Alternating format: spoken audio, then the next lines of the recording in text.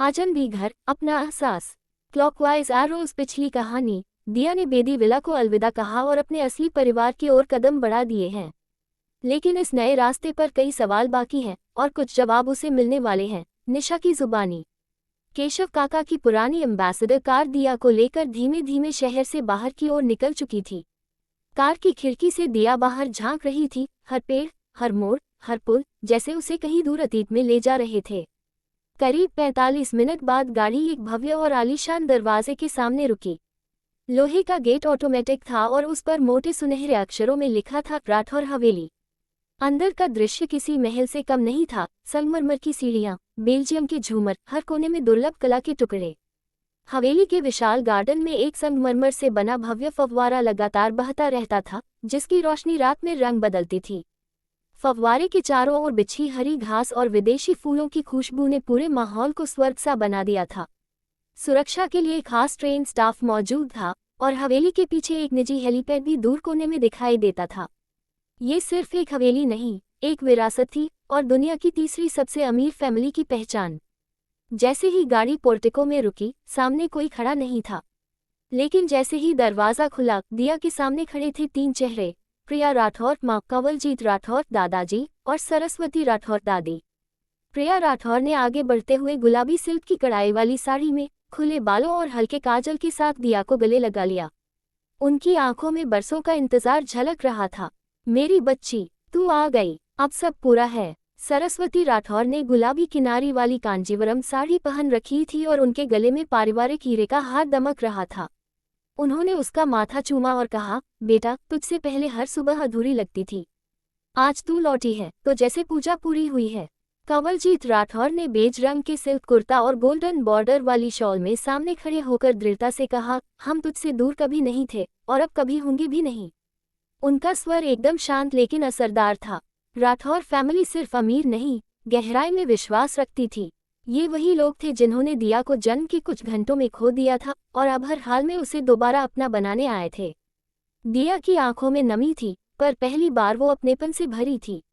आए, अब चलिए हवेली के अंदर, प्रिया ने कहा। अंदर की सजावट शाही थी, पर गर्मजोशी से भरी।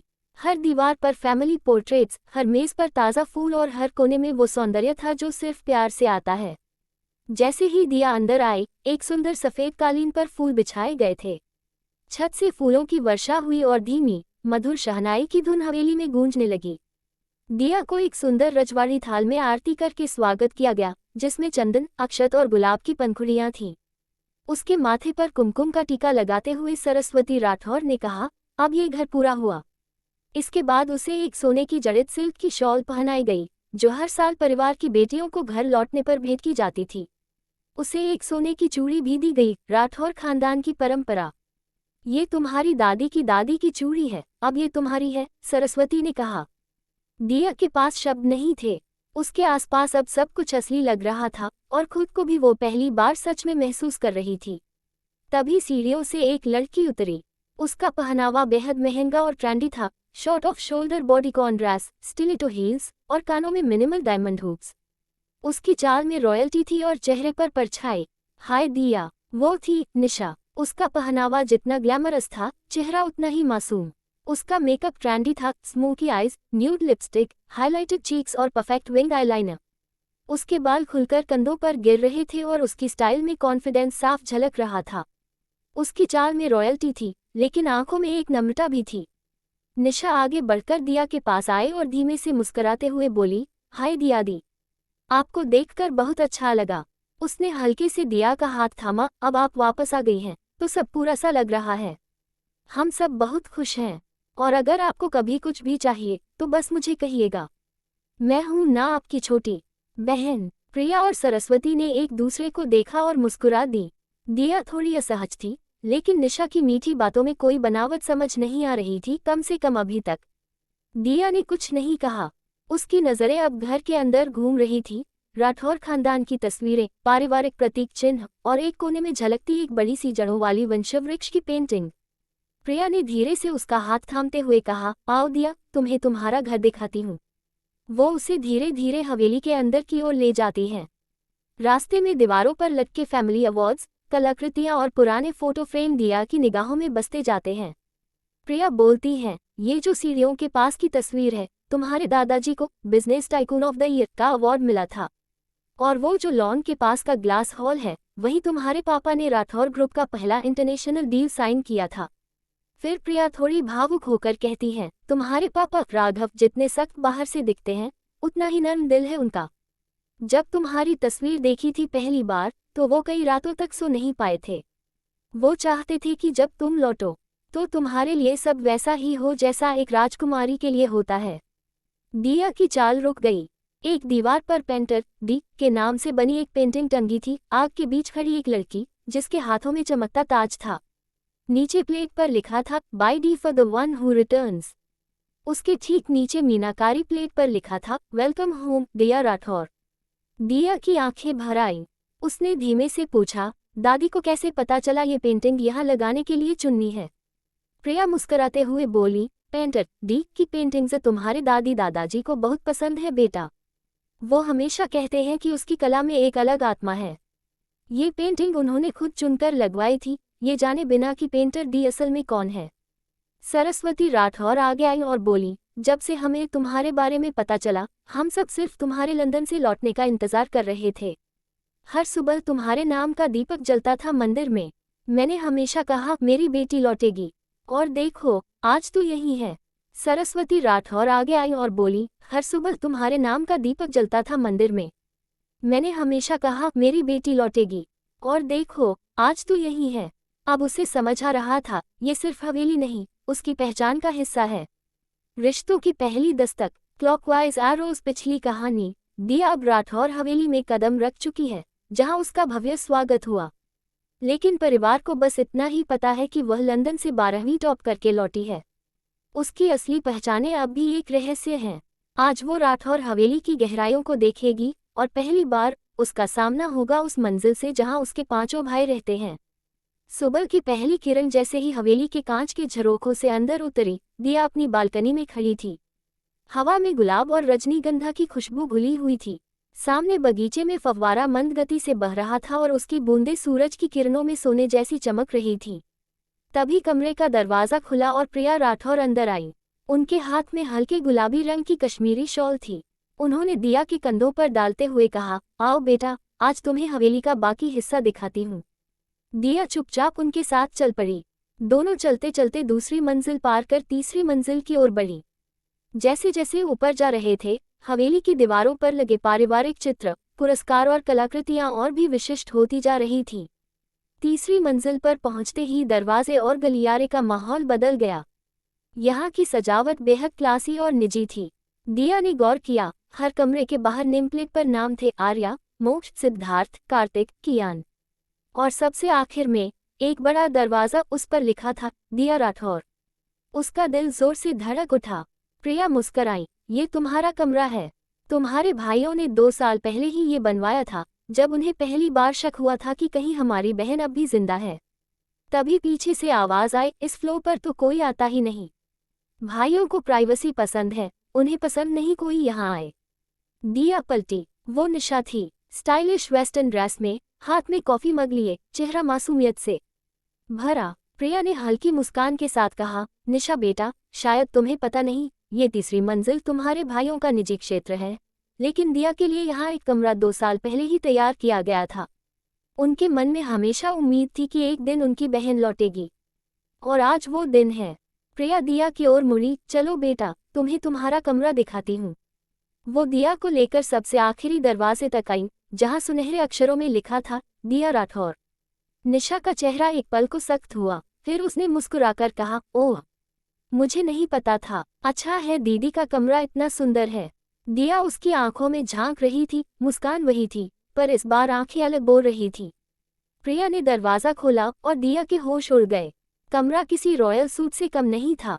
हल्के क्रीम और गुलाबी रंग की थीम में सजाया गया वो कमरा चारों तरफ से नर्म रोशनी और हैंड पेंटेड वॉलपेपर से सजा था। एक दीवार पर, वेलकम होम प्रिंसेस दिया, लिखा था, सोने के फ्रेम में। रूम में एक खूबसूरत झूला था, बालकनी में लगा हुआ, जहां से सूरज की रोशनी सीधे आती थी। वहां बैठकर दिया पूरे शहर का नज़ारा देख सकती थी। दीवार के साथ बना एक वॉक इन वार्डरोब था, जिसमें ढेरों ड्रेसेस करीने से टंगी थी, हर ड्रेस के नीचे एक कार्ड लगा था जिस पर लिखा था कि उसे किस भाई ने चुना है। कमरे के एक कोने में अटैच्ड स्टडी रूम था, किताबों की अलमारी, एक बड़ा डेस्क और एक डिजिटल स्क्रीन लगा हुआ जो उसकी ऑनलाइन क्लासेस के लिए था। एक और सुंदर कांच के स्लाइडिंग दरवाजों से जुड़ा बाथरूम था जिसमें गुलाब जल की महक तैर रही थी। प्रिया बोली, जब से हमें यकीन हुआ कि हमारी बेटी जिंदा है, तब से तुम्हारे पांचों भाइयों ने मिलकर ये कमरा डिजाइन किया। हर पर्दा, हर कुशन, हर गिफ्ट उन्होंने खुद चुना। दिया की आंखें भर आईं। उसे यकीन ही नहीं हो रहा था कि उसके लिए कोई इतने सालों से इतना कुछ सोचता रहा। दिया आगे बढ़कर कमरे के बीच खड़ी हो गई। तभी गेट की घंटी बजी। एक नौकर दौड़ता हुआ ऊपर आया, सर आ गए हैं। प्रिया के चेहरे पर हल्की सी चमक आई, राघव आ गए। नीचे हॉल में दिया के पिता राघव राठौर सीधे सूट में, लेकिन थकान और इंतजार से भरे चेहरे के साथ खड़े थे। दिया धीमे धीमे सीढ़ियां उतरती है। जैसे जैसे वो उनके करीब आती है, राघव की आंखें भीगने लगती हैं। बेटा, एक पल में दिया दौड़कर उनके गले लग जाती है। इतने सालों का खोया हुआ स्पर्श अब उसे वापस मिल रहा था। शाम को दिया, प्रिया और राघव राठौर एक साथ बैठक की बालकनी में बैठे थे। पास ही निशा भी सोफे पर बैठी थी। उसके चेहरे पर वही प्यारी मुस्कान थी, लेकिन उसकी आंखें हर प्रतिक्रिया को ध्यान से पढ़ रही थीं। सामने सूर्यास्त था। प्रिया ने चाय का प्याला दिया को देते हुए पूछा। प्रिया ने चाय का प्याला बढ़ाते हुए पूछा, अब आगे का क्या सोचा है बेटा? यूनिवर्सिटी में एडमिशन कब लेना है? दिया ने कुछ पल सोचा, फिर बोली, मैं एम्स्टर्डम यूनिवर्सिटी में साइकोलॉजी या आर्ट हिस्ट्री पढ़ना चाहती हूँ। पर यहाँ इंडिया में भी कुछ टॉप कॉलेज देख रही हूँ, शायद दिल्ली या मुंबई यूनिवर्सिटी। प्रिया मुस्कराई, जो भी चाहो, हम साथ हैं। तुम्हारे पापा ने कहा है, जो तुम्हारा सपना है वही हमारा रास्ता होगा। राघव ने भी सिर हिलाकर कहा, तुम जो चाहो वो कर सकती हो दिया। चाहे एम्स्टर्डम हो या मुंबई, ये घर तुम्हारा साथ हमेशा देगा। हम चाहते हैं कि तुम सिर्फ पढ़ो नहीं, दुनिया को दिखाओ कि तुम क्या हो। निशा ने मुस्कुराते हुए पूछा, आपने कभी पेंटिंग में कुछ सोचा दीदी? आप आर्ट की बात बहुत अच्छे से करती हैं। दिया हल्के से मुस्कुराई, कभी कभी कुछ बनाया था, बस ऐसे ही। उसकी बातों में नरमी थी, पर आंखों में आत्मविश्वास छिपा था। दूर खड़ी निशा ये सब सुन रही थी। उसके होठों पर हल्की मुस्कान थी, लेकिन आंखों में वही पुराना भाव। दीदी तो बहुत पसंद आ रही है सबको, देखते हैं कब तक। वो मन ही मन बोली। दिया की नज़र उस पर पड़ी। वो समझ चुकी थी, मासूम चेहरों के पीछे सब कुछ वैसा नहीं होता जैसा दिखता है। जुड़ने की पहली सुबह, क्लॉकवाइज एरोज। पिछली कहानी। राठौर हवेली में दिया को उसका नया कमरा और परिवार का अपनापन मिल चुका है। निशा के भीतर चल रही साजिशों की परतें धीरे धीरे खुलने लगी हैं और दिया अब सतर्क होती जा रही है। अभी तक उसने अपने 5 भाइयों से मुलाकात नहीं की है, लेकिन हवेली में अपने मम्मी पापा, दादी दादाजी और प्रिया जी के साथ बिताए हर पल ने उसके दिल को धीरे धीरे भरना शुरू कर दिया है। Open book. यह अध्याय। इस अध्याय में दिया राठौर हवेली के जीवन को पहली बार करीब से महसूस करेगी। वो परिवार के साथ सुबह की पूजा, नाश्ते की टेबल पर हल्के पल, दादी की कहानियाँ, पापा की सख्ती में छिपा प्यार और माँ के हाथों की गर्मी को पहली बार सच में महसूस करेगी। हर पल एक नई अनुभूति, एक नई शुरुआत होगी। सूर्यास्त। अगली सुबह की शुरुआत मंदिर की घंटियों और अगरबत्तियों की सौम्य खुशबू से हुई। दिया लाल रंग के अनारकली सूट में सजी हुई थी, बालों में गजरा और माथे पर छोटी सी बिंदी। जैसे ही वो मंदिर में पहुंची, हवेली का हर सदस्य कुछ पल के लिए उसे निहारता रह गया। मंदिर छोटा नहीं था, बल्कि एक विशाल संगमरमर की संरचना थी, जिसकी छत तक सफेद पत्थरों में उकेरे गए मंत्र गूंजते थे। सामने भगवान शिव की विशाल प्रतिमा थी, जिसके चारों ओर हल्का धूप का घेरा बन रहा था। दोनों ओर लक्ष्मी और गणेश की मूर्तियां विराजमान थीं और बीच में एक गोल दिया जल रहा था, जिसे राठौर कुलदीपक कहा जाता था। प्रिया ने दिया को आरती की थाली पकड़ाई, लेकिन इस बार दिया ने सिर्फ आरती नहीं की, उसने शिव तांडव स्तोत्र का उच्चारण शुरू किया। जटाटवी गलजल प्रवाह पावित स्थले गलेवलंब्य लंबिता भुंगतुंग मालिकाम डमड्डमड्डमड्डमन्निनादवड्डमर्वायं चकार चंड तांडव तनोतु नः शिवा शिवम जटाकटाहसम रम रमन्निलिम्पनिर्झरी विलोल वीच वल्लरी विराजमान मूर्धनि धगद धगद धगज्ज्वलल्ललाटपट पावके किशोरचंद्र शेखरे रतिर्मम त्वम कृपाम। उसकी आवाज में एक अलग ही श्रद्धा और शक्ति थी। पूरे मंदिर में गूंज फैल गई। हर स्वर में भक्ति के साथ साथ बल था, जैसे हर शब्द के साथ दिया शिव से अपनी नई शुरुआत का वरदान मांग रही हो। शंख की ध्वनि के साथ आरती पूर्ण हुई और सभी की आंखें नमी से भर आईं। पूरी हवेली में एक अजीब सी शांति और ऊर्जा फैल गई थी। दिया की पूजा सिर्फ एक परंपरा नहीं थी, उसने सबका ध्यान अपनी तरफ खींच लिया था। उसके शिव तांडव की गूंज और स्वर की दृढ़ता ने राघव और प्रिया को भी भावुक कर दिया। राघव ने धीरे से प्रिया से कहा, क्या तुमने उसकी आंखों में वो शक्ति देखी? ये सिर्फ हमारी बेटी नहीं, ये हमारे कुल की असली उत्तराधिकारी है। प्रिया ने सिर हिलाया, और सोचो, अब तक हम सिर्फ उसे खोज ही रहे थे, जबकि वो खुद अपने भीतर इतनी परिपक्व थी। निशा, जो दूर खड़ी ये सब देख रही थी, उसके चेहरे पर मुस्कान थी लेकिन मुठियां भी भींची हुई थी। वो धीमे से फुसफुसाए, इतनी जल्दी सबका दिल जीत लिया? खेल अभी शुरू हुआ है दीदी। सरस्वती दादी ने पास आकर उसका सिर सहलाया। जब किसी घर में बहन आती है तो लक्ष्मी लौटती है। प्रिया खुद रसोई में जाकर दिया के लिए स्पेशल नाश्ता बनवाने में जुट गईं। उन्होंने उसकी पसंद की आलू के पराठे, घर का आम का अचार और दही तैयार करवाया, और गुलाब जामुन तो खुद उन्होंने अपने हाथों से बनाए थे। फिर सब नाश्ते की टेबल पर आए। राघव अखबार पढ़ते पढ़ते दिया से पूछते रहे, इतने सालों में सबसे ज्यादा कौन सी चीज मिस की भारत की? दिया मुस्कुराई, दादी की कहानियां और माँ के हाथ की मिठास। निशा भी टेबल पर मौजूद थी और हल्के अंदाज में बोल पड़ी, अच्छा हुआ दीदी ने इंडिया में ही रहना चुना, वरना हम सब तो आपकी कहानियां सुन ही नहीं पाते। दिया ने सिर झुकाकर हल्के मुस्कुराहट में जवाब दिया, लेकिन उसकी नज़रें निशा के भावों को पढ़ रही थीं। वो अब हर शब्द को महसूस कर रही थी। ब्रंच के बाद सरस्वती दादी दिया को अपने कमरे में ले गईं। वहाँ एक पुरानी अलमारी थी, जिसमें पुराने एल्बम, परिवार की चिट्ठियाँ और यादों की जड़ें थीं। ये देखो, दादी ने एक छोटा सा रेशमी लिफाफा खोलते हुए कहा, ये तुम्हारे नाम की पहली राखी है, जो तुम्हारे भाइयों ने बिना तुम्हारे भेजे तुम्हारे नाम पर हर साल बंधवाई थी। दिया की आंखें नम थीं। शाम को राघव दिया को लॉन में टहलाते हुए बोले, बेटा, राठौर नाम सिर्फ व्यापार या पैसे से बड़ा नहीं है, ये जिम्मेदारी है। हम चाहते हैं कि तुम अपनी पहचान खुद बनाओ, हमारे नाम के बिना भी और साथ भी। उन्होंने रुककर दिया की ओर देखा, तुमने हम सबको बहुत गर्व दिया है, अब हम चाहते हैं कि तुम खुद पर गर्व कर सको। तभी राघव का असिस्टेंट ऋषभ दौड़ता हुआ आया और धीरे से उनके कान में कुछ कहा। राघव ने गंभीर होकर पूछा, कौन सी सब्सिडियरी कंपनी? ऋषभ बोला, सर, आर होल्डिंग्स की दिल्ली यूनिट जो फूड सप्लाई चेन हैंडल करती है, लगातार तीसरे क्वार्टर में घाटे में जा रही है। राघव ने दिया की ओर देखा और मुस्कुराकर बोला, ठीक है, एक मीटिंग फिक्स करो, लेकिन शाम के बाद। अब मैं अपनी बेटी के साथ समय बिता रहा हूँ।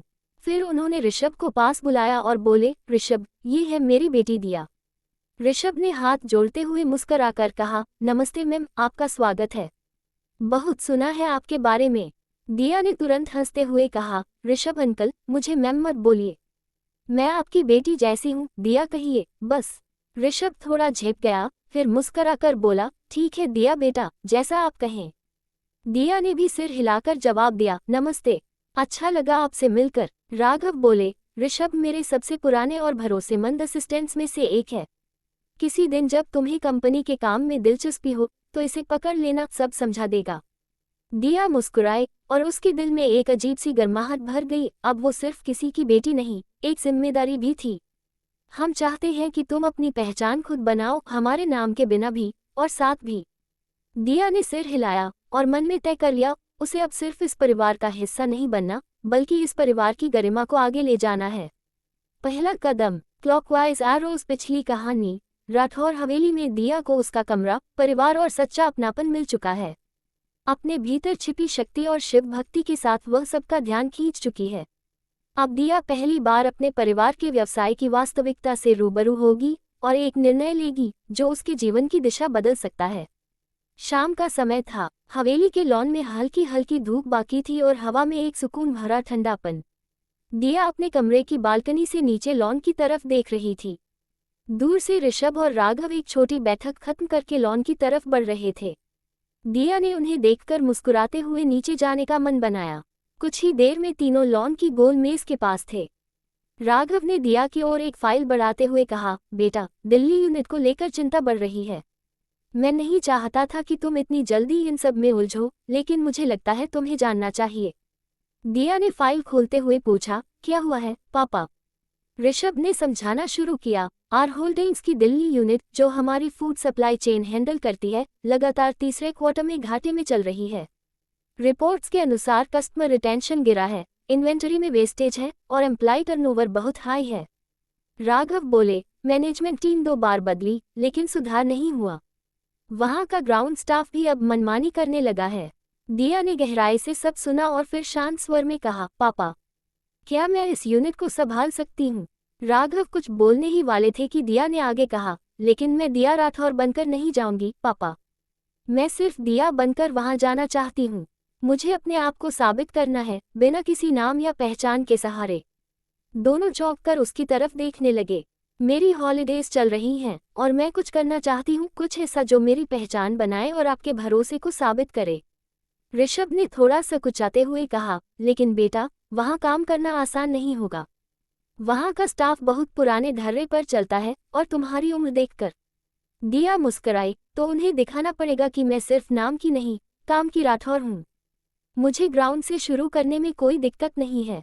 राघव ने कुछ पल तक उसकी आंखों में देखा और वहां उसे वही आत्मविश्वास दिखा जो कभी उसके अपने पिता की आंखों में था। ठीक है, उन्होंने कहा, कल सुबह तुम ऋषभ के साथ दिल्ली यूनिट जाओगी। वहां सिर्फ एक पर्यवेक्षक बनकर रहना, कोई अधिकार नहीं। अगर एक हफ्ते में तुमने दिखा दिया कि तुम्हें चीजें समझ आती हैं, तो मैं तुम्हें ऑफिशियल इंचार्ज बना दूंगा। दिया ने मुस्कुराकर सिर हिलाया, डील। अगली सुबह हवेली की ड्राइववे पर एक काली मर्सिडीज रुकी। ऋषभ पहले से तैयार खड़े थे। दिया आज बिल्कुल अलग लग रही थी, व्हाइट शर्ट, ब्लैक ट्राउजर और पोनीटेल में एकदम कॉर्पोरेट प्रोफेशनल। उसके चेहरे पर एक शांत आत्मविश्वास था और आंखों में योजनाएं। गाड़ी दिल्ली ऑफिस की ओर निकल चुकी थी। रास्ते में ऋषभ ने दिया को कंपनी की जड़ से लेकर वर्तमान तक की विस्तृत जानकारी दी। यूनिट के 230 एम्प्लॉय, 4 वेंडर चैनल और एक बड़ा सरकारी कॉन्ट्रैक्ट जो इस क्वार्टर में नवीनीकरण की कगार पर था। और सबसे बड़ी दिक्कत? दिया ने पूछा। ऋषभ ने जवाब दिया, लोग काम छोड़कर जा रहे हैं और जो बचे हैं वो मन से काम नहीं कर रहे। टॉप लेवल पर कोई रिस्पेक्ट नहीं बची। जूनियर स्टाफ का मनोबल टूटा हुआ है। दिया ने पूछा, क्या अभी कोई डेटा एनालिटिक्स टीम काम कर रही है? नहीं, ऋषभ ने सिर हिलाया, अभी सब मैनुअल रिपोर्टिंग पर चल रहा है। टेक्नोलॉजी का बहुत कम इस्तेमाल हो रहा है। हमें सबसे पहले यही बदलना होगा, दिया ने धीमे से कहा। ऑफिस पहुंचते ही दिया को कोई पहचान नहीं पाया। वो किसी हाई प्रोफाइल वारिस की तरह नहीं, एक इंटर्न की तरह एंट्री कर रही थी। उसने फॉर्मल आईडी पहनी, जो सिर्फ डी सिंह के नाम से थी ताकि पहचान न हो सके। वो हर डिपार्टमेंट से होकर गुजरी, HR, logistics, billing, cold storage तक। लोगों के चेहरों पर थकान और बेपरवाही साफ दिखती थी। एक एचआर एग्जीक्यूटिव से दिया ने पूछा, आपको क्या लगता है, टीम क्यों बिखरी है? वो बोला, मैम, सबको लगता है कि ऊपर बैठे लोगों को कोई फर्क नहीं पड़ता। ना फीडबैक सुना जाता है, ना इंसेंटिव सिस्टम काम कर रहा है। लोग ज़रूरत से ज़्यादा काम कर रहे हैं लेकिन कोई सुनने वाला नहीं। तो अगर कोई सुने और बदलाव लाए? दिया ने पूछा, तब शायद चीज़ें बदल सकती हैं। दिया ने चुपचाप सब लिखा। लंच ब्रेक में दिया ने कैंटीन में सबके साथ बैठकर खाना खाया। न किसी ने उसे रोका, न किसी ने पहचानने की कोशिश की। उसने खुद सबके साथ लाइन में लगकर खाना लिया और एक कोने में बैठ गई। वहीं एक महिला कर्मचारी आए और बोली, आप नई हैं? दिया मुस्कराए, हाँ, थोड़ा सीखने आई हूँ। तो आप हमारी तरह खाना क्यों खा रही हैं? आपके लिए अलग टेबल होगी। नहीं, दिया ने मुस्कुराते हुए कहा, यही मेरी टेबल है जहाँ आप हैं। दिन के अंत में ऋषभ ने पूछा, कैसा लगा? दिया ने कहा, मुझे बदलाव की दरार दिखती है और मैं उन दरारों में रोशनी भरना चाहती हूँ। लेकिन पहले मुझे टीम का विश्वास जीतना होगा और इसके लिए मुझे एक उनमें से बनना होगा। ऋषभ ने कहा, अगर तुम ये कर सको तो राठौर ग्रुप की सबसे बड़ी जीत तुम्हारे नाम होगी। दिल, अगर आपको ये एपिसोड पसंद आया हो तो कृपया लाइक, कमेंट और शेयर करना न भूलें। लंच ब्रेक में दिया ने कैंटीन में सबके साथ बैठकर खाना खाया। न किसी ने उसे रोका, न किसी ने पहचानने की कोशिश की। उसने खुद सबके साथ लाइन में लगकर खाना लिया और एक कोने में बैठ गई। वहीं एक महिला कर्मचारी आए और बोली, आप नई हैं? दिया मुस्कराए, हाँ, थोड़ा सीखने आई हूँ। तो आप हमारी तरह खाना क्यों खा रही हैं? आपके लिए अलग टेबल होगी। नहीं, दिया ने मुस्कुराते हुए कहा, यही मेरी टेबल है जहाँ आप हैं। दिन के अंत में ऋषभ ने पूछा, कैसा लगा? दिया ने कहा, मुझे बदलाव की दरार दिखती है और मैं उन दरारों में रोशनी भरना चाहती हूँ। लेकिन पहले मुझे टीम का विश्वास जीतना होगा और इसके लिए मुझे एक उनमें से बनना होगा। ऋषभ ने कहा, अगर तुम ये कर सको तो राठौर ग्रुप की सबसे बड़ी जीत तुम्हारे नाम होगी। चैप्टर 10, दो दुनियाओं के बीच। पिछली कहानी। दिया ने अपने परिवार के व्यापारिक संकट को देखते हुए दिल्ली यूनिट को संभालने का फैसला लिया। राघव जी की अनुमति से उसने अपनी पहचान छुपाकर डी सिंह नाम से ऑफिस का दौरा किया और वहां की जमीनी सच्चाई को महसूस किया। अब दिया के जीवन में शुरू हुआ है एक अनोखा संतुलन, जहां एक तरफ उसका नया ऑफिस और जिम्मेदारियां हैं, वहीं दूसरी तरफ है राठौर हवेली का स्नेह, प्रेम और रिश्तों की गर्माहट। सुबह 5:30 बजे राठौर हवेली के मंदिर में घंटियों की मधुर ध्वनि गूंज उठी। दिया हर दिन की तरह आज भी सबसे पहले उठी थी। उसने हल्का गुलाबी सूती कुर्ता पहना, माथे पर छोटी सी बिंदी लगाए और सीधे मंदिर पहुंची। मंदिर में शिवजी की सुंदर मूर्ति के सामने घी का दिया जलाया और गुनगुनाने लगी। ओम जय शिव ओंकारा, स्वामी जय शिव ओंकारा, ब्रह्मा विष्णु सदाशिव अर्धधांगी धारा। पूरी हवेली इस आरती की दिव्यता में डूब जाती थी। सुषमा राठौर अक्सर मुस्कुराकर कहती, दिया की आरती से घर में शांति आती है। आरती के बाद दिया थोड़ी देर ध्यान में बैठी रही, फिर वो अपने कमरे में वापस गई, अपना रोज का शेड्यूल देखा और अपने यूनिवर्सिटी एंट्रांस फॉर्म पर एक नज़र डाली। प्रिया जी ने पहले ही उसकी दिल्ली यूनिवर्सिटी और सिम्बायोसिस के लिए फॉर्म भरवा दिए थे। आज आखिरी तारीख थी और दिया तय कर चुकी थी कि वो अपने करियर को एक मजबूत अकादमिक दिशा भी देना चाहती है। कल ऑफिस में बिताए अनुभव अब भी उसके मन में ताज़ा थे। उसने सिंपल सफ़ेद कुर्ता और ब्लू जीन्स पहना, बालों को टाई किया और डायरी साथ रखी। नाश्ते से पहले ही वो दिल्ली यूनिट के लिए रवाना हो गई। ऑफिस में उसका दूसरा दिन था, लेकिन आज वो थोड़ी और गंभीर और तैयार दिख रही थी। ऋषभ पहले से ही उसका इंतजार कर रहा था। गुड मॉर्निंग दिया बेटा, ऋषभ ने कहा। गुड मॉर्निंग अंकल, आज हमें एक टास्क फोर्स बनानी होगी। डेटा और ऑपरेशंस की रिपोर्टिंग 1 हफ्ते के अंदर डिजिटल करनी है, दिया बोली। ऋषभ मुस्कराए, आपकी सोच तेज है, चलिए मीटिंग सेट करते हैं। छोटी मीटिंग में दिया ने 5 वॉलंटियर्स से बात की। उन्हें बोला कि वो ground reporting, HR feedback, vendor monitoring, staff engagement और लॉजिस्टिक्स पर अपने विचार भेजें। कुछ लोग चौंके, एक लड़की, और वो भी इतनी छोटी उम्र की, आदेश दे रही है। लेकिन उसकी बातों में ठहराव था और जोश भी। शाम 6 बजे दिया ऑफिस से निकली। ड्राइव में वो चुप थी, लेकिन उसकी आंखें लगातार डायरी में कुछ नोट्स देख रही थी। हवेली पहुंचते ही सरस्वती दादी दरवाजे पर खड़ी थी। कैसी रही तुम्हारी दुनिया की जंग? उन्होंने मुस्कुराकर पूछा। अभी तो बस शुरुआत है दादी, दिया ने उनके पैर छूते हुए कहा। प्रिया ने जैसे ही दिया को देखा, उसके माथे को चूमते हुए बोली, थक गई होगी। चल, आज तेरा पसंदीदा खाना बनाया है, पालक पनीर, जीरा राइस और गुलाब जामुन। दिया रसोई में जाकर माँ से थोड़ी देर बैठकर बात करने लगी। उन्होंने ऑफिस की बातों के साथ साथ यूनिवर्सिटी एंट्रेंस की बात भी छेड़ी।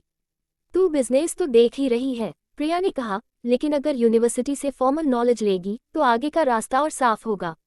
दिया ने मुस्कुराते हुए कहा, मैं हर मोर्चे पर तैयार हूँ माँ। खुद को साबित करने का सबसे अच्छा तरीका है खुद को सीखने से कभी न रोकना। निशा दूर खड़ी थी, हाथ में किताब और चेहरे पर वही मासूम मुस्कान, लेकिन दिया की नजरें अब हर मुस्कान के पीछे का भाव पढ़ सकती थी। दिन के बाद दिया लॉन में बैठी थी। निशा वही बरामदे में फोन पर किसी से बात कर रही थी। उसकी आवाज धीमी थी, लेकिन आंखें बार बार दिया की ओर देख रही थी। वो मुस्कुरा रही थी, पर उसकी मुस्कुराहटों में अब दिया को साफ चालें दिखने लगी थी। वही दादाजी कंवलजीत राठौर अपनी छड़ी के सहारे पास आए।